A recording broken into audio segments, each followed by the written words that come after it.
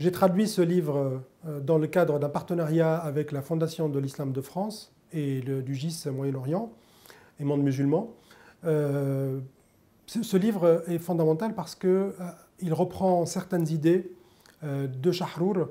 qu'il a essayé de développer depuis les premiers travaux, donc dans les années 90, et qui portent principalement sur le texte coranique. Le livre en arabe s'intitule Al-Islam wal-Insan, l'Islam et l'homme. Il a été également traduit en anglais sous le titre de Islam and Humanity. Et avec les éditions du CERF, on a choisi un autre titre pour un islam humaniste. Donc j'ai traduit ce livre justement parce qu'il permet de réfléchir sur le lien entre l'islam et notre société. Contrairement à pas mal de textes religieux, qui sont en vogue, qui sont aussi traduits et qui répètent un peu une littérature désuète d'un autre âge, eh bien ce texte permet de revenir à l'essentiel, c'est-à-dire de montrer quels sont les principes dont nous pouvons avoir besoin aujourd'hui dans nos rapports à nous-mêmes, dans nos rapports avec nos co-religionnaires et dans nos rapports avec les autres religions. Donc c'est un texte fondamental puisqu'il évoque la question de la violence, la question du pluralisme, la question de l'allégeance, c'est-à-dire en tant que musulman par exemple, dois-je avoir une allégeance à l'État? Par exemple, l'allégeance à l'État, elle est remise en cause par des groupes, les groupes djihadistes qui ont érigé en fait un principe qui s'appelle al-wala wal-bara, donc alliance et désaveu, en vertu duquel en fait il n'y a plus d'allégeance aux États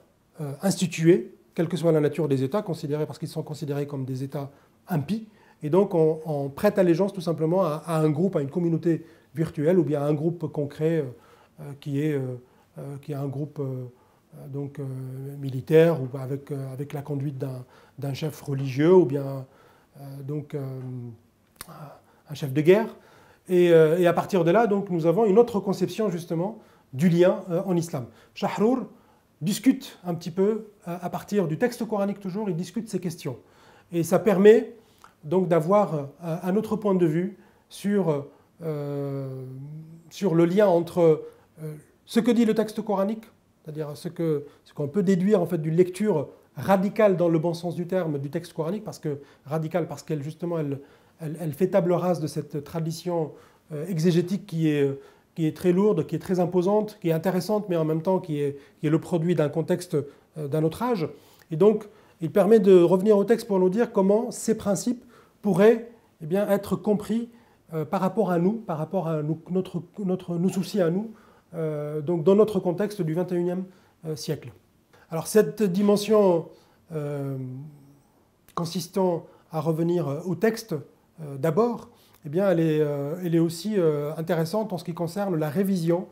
de certains principes juridiques relatifs au statut de la femme en islam. On sait très bien que le sujet de la femme est un sujet sensible puisque depuis le XIXe siècle, il y a pas mal de discours, aussi bien dans l'orientalisme classique que dans les discours réformistes qui ont essayé justement d'aller au-delà des mentalités paternalistes, des mentalités misogynes ou bien des mentalités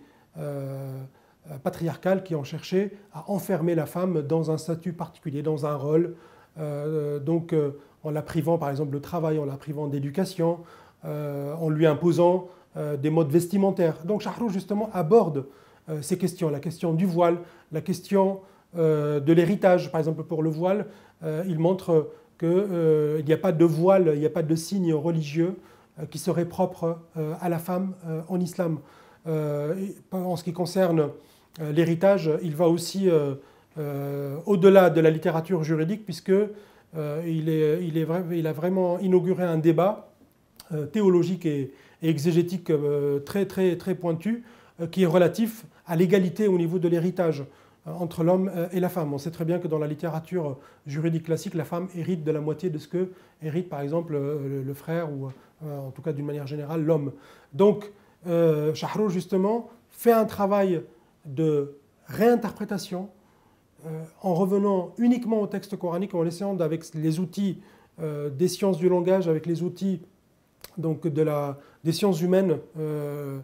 tels qu'il a pu les fréquenter pendant toute sa formation, il essaie de revenir au texte coranique afin de montrer de quelle manière eh bien, on pourrait justement faire sauter les blocages qui nous cantonnent en fait dans des attitudes, dans des conduites remontant à un autre âge. Aussi bien donc pour la question de la femme, comme je viens de le dire, que pour des questions relatives à l'altérité, au rapport aux autres confessions, ou bien sûr des questions relatives à la citoyenneté. La question de la citoyenneté, par exemple, elle est fondamentale dans sa pensée, et donc il y a un chapitre justement dans le livre qui aborde cette question de la citoyenneté, cette question de l'allégeance à différentes sphères, la famille, l'État, l'islam, l'humanité, la question de la définition même de l'islam. Qui sont les musulmans? Qu'est-ce que l'islam? Il y a une différence entre l'islam primordial et l'islam historique qui est déjà dans le texte coranique et qui n'a pas été suffisamment mise en évidence. Et donc Shahrour, justement, il insiste beaucoup là-dessus puisqu'il revient au texte coranique et il suit cette méthode très linguistique en fait, qui consiste à citer, puis à travailler sur les concepts, à ne pas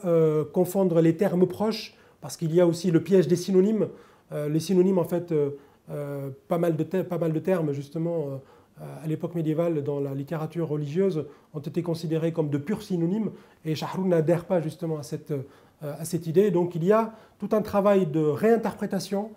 du passé religieux, et c'est fondamental parce qu'il produit des résultats tout à fait intéressants et parfois révolutionnaires en ce qui concerne les sociétés du XXIe siècle.